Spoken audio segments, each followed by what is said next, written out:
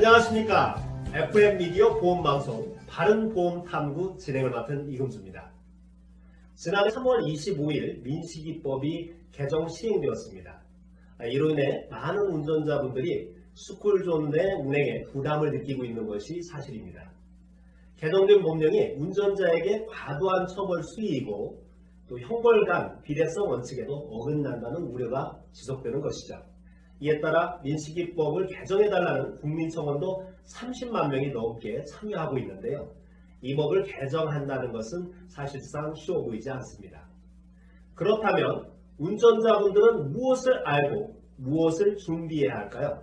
시행령의 내용을 보면 오토바이를 포함한 자동차 운전자가 도로교통법 제12조 3항에 따른 어린이 보호구역에서 13세 미만의 어린이에게 교통사고 처리특례법 제3조 1항에 형법 제28조에 의한 상해 또는 사망사고를 일으킨 가해자를 가중처벌한다는 내용입니다.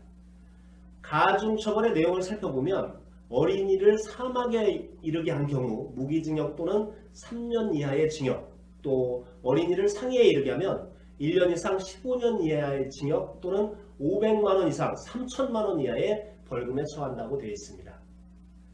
여기서 꼭 알아야 할 법령이 있습니다. 바로 교통사고 처리특례법 3조 1항, 형법 268조에 의한 사고로 인한 상해 또는 사망이라는 내용인데요.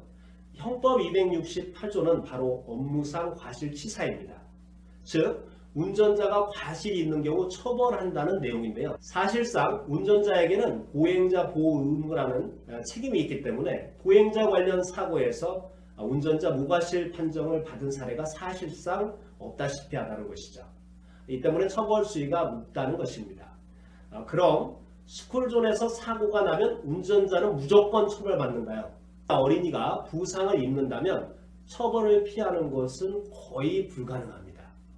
왜냐하면 스쿨존에서는 어린이를 보호해야 할 의무가 있기 때문이죠. 어떤 돌발 상황이라도 어린이를 보호해야 한다는 취지가 이 어린이 보호구역이라는 것이죠. 신호와 속도를 준수한다 할지라도 운전자가 과실을 면하기는 거의 불가능하기 때문입니다.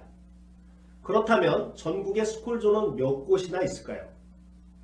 전국의 스쿨존은 16,765곳이 있습니다.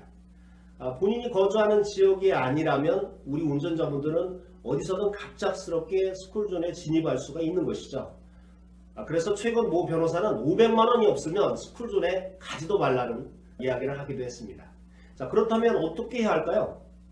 바로 사고 유발 시 발생할 수 있는 운전자의 책임에 대해서 이러한 위험을 제도적 장치인 이 보험으로 준비할 수밖에 없는 것이죠. 제가 사례를 하나 들어보겠습니다. 매일 출근을 하는 직장인 A씨는 오늘 매일 지나서 출근을 해야 하는데 그날도 스쿨존 내 주위에서 약 23km 내외로 운전을 하던 중 지나던 아이들이 장난을 치면서 쫓아가다가 한 아이가 무단횡단으로 갑자기 나타나서 브레이크를 잡았습니다. 하지만 이미 늦어서 이 차량에 충돌한 사고를 일으키게 됩니다. 아주 경미한 사고로 아이는 괜찮다고 했지만 불안한 마음에 부모에게 연락을 했고 병원에서 MRI 등을 촬영을 했습니다. 상대방 부모는 아이가 큰 이상이 없다는 것을 확인했지만 민식이법을 운운하면서 신고하지 않을 테니까 개인 합의로 500만 원을 달라고 요청을 하였습니다. 자, 여러분이라면 어떻게 하시겠습니까?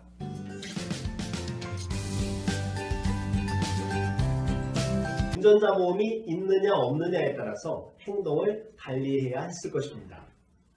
운전자 보험이 가입되어 있던 A씨는 자동차 보험 처리 후 운전자 보험에서 교통사고 처리 지원금으로 500만 원에 합의를 하고 향후에 납입한 벌금과 변호사 선임 비용을 청구해서 수령받을 수 있었습니다.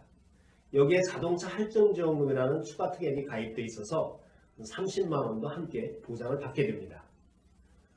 법원은 운전자가 반성하고 합의를 본 점 등을 들어서 가장 낮은 벌금형인 500만 원을 선고합니다. 변호사를 선임해서 적극 대응한 점도 가벼운 처벌을 받을 수 있게 된 것이죠. 민식이법이 시행됨으로 인해서 운전자는 반드시 이 운전자 보험을 꼭 준비해야 바람직합니다. 만일 운전자 보험이 가입되어 있지 않은 상태에서 A씨같이 특가법 위반으로 기소가 됐다면 경미한 사고임에도 불구하고 1,500만원 이상의 경제적 손실을 봐야 할 것입니다. 정말 문제가 되는 것은 중상해 또는 사망사고를 일으켰을 때 수ful준 사고로 사망 시 최고 무기징역에서 3년 이상, 부상시에도 1년 이상 15년 이하 징역이기 때문에 합의를 보지 않을 경우 최고형을 받을 수도 있다는 점을 고려하면 반드시 합의를 봐야 하는데, 이 피해자가 합의를 볼 수밖에 없는 상황에서는 합의금을 많이 요구할 수밖에 없다는 것이죠. 자, 그렇다면 합의금은 어느 정도 들어갈까요? 합의금은 딱히 정해진 수준은 없습니다. 일반적으로 과거에는 사망사고 시 3천에서 5천만원 수준이었는데 현재는 5천에서 1억 수준으로 상향되어 가고 있고, 대법원 판례에서 사망 위자료 기준이 3억으로 상향 조정되면서 더 많은 합의금을 요구하는 피해자가 늘어나고 있는 상황입니다. 그래서 보험업계도 합의금 한도를 2억까지 늘리고 개인 가입 한도도 1억 원으로 적극 제한하는 것은 피해자의 요구 합의 수준이 높아졌기 때문입니다. 따라서 기존의 3천만원 또는 5천만원의 합의금을 가입한 분이라면 이제 1억 이상을 준비하는 것이 좋습니다. 실제 보험료를 보면 이 합의금 5천만원 담보와 1억 담보의 보험료 편차는 불과 400원에서 500원 수준 이내입니다. 이 점을 참고하시면 좋을 것 같습니다. 벌금 또한 과거에는 교통사고 처리 특례법 위반 시 최고 부과되는 벌금이 2천만원 한도였는데, 이 민식이법 개정 이후에는 3천만원 이상이기 때문에 3천만원을 담보해 두시는 것이 좋습니다. 마지막으로 변호사 수임료도 천차만별이죠. 물가 상승을 고려하고 유능한 변호사 선임을 위해서는 과거 500만원에서 1000만원 가입 한도였지만 현재는 2천만원까지 가입이 가능하기 때문에 2천만원까지 가입을 해주시는 것이 좋습니다. 그렇다면 운전자가 보험이 없는 분이라면 최소한은 반드시 준비를 해야 될 것이고, 이미 가입되어 있는 분이라면 담보가 어떻게 되어 있는지 알아야 할 것입니다.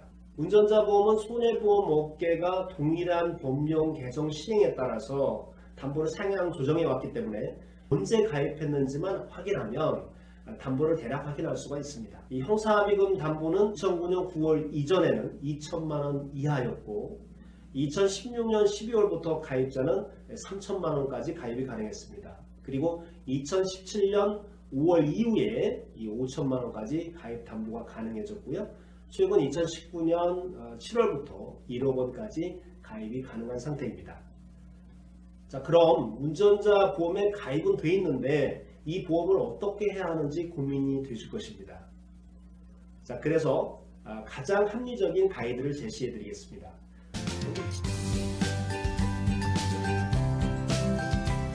먼저 2017년 이전 가입자라면 우선 담보가 3천만원 이하이기 때문에 담보가 매우 적습니다.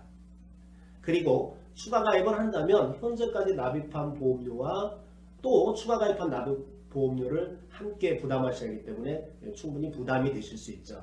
그렇기 때문에 과거 보험은 해지를 해서 일정 부분 환급을 받으시고 같은 정도 수준의 보험료로 담보를 추가해서 가입하는 것이 유리할 것입니다. 그 이후에 가입한 보험이라면 이 해지 시 손해 등을 따져보고 소액으로 추가 가입하는 것을 검토해 보실 필요가 있습니다. 자, 해당 보험사에 문의해 보시면 1만원 이하로도 추가 담보가 가능합니다. 자, 무엇보다 중요한 것은 안전운전이겠죠. 하지만 만일의 사고에 대비하는 지혜도 반드시 필요합니다. 항상 여러분께 팩트 있는 보험 방송으로 찾아뵙겠습니다. FM 미디어 바른보험 탐구 이금주였습니다. 감사합니다.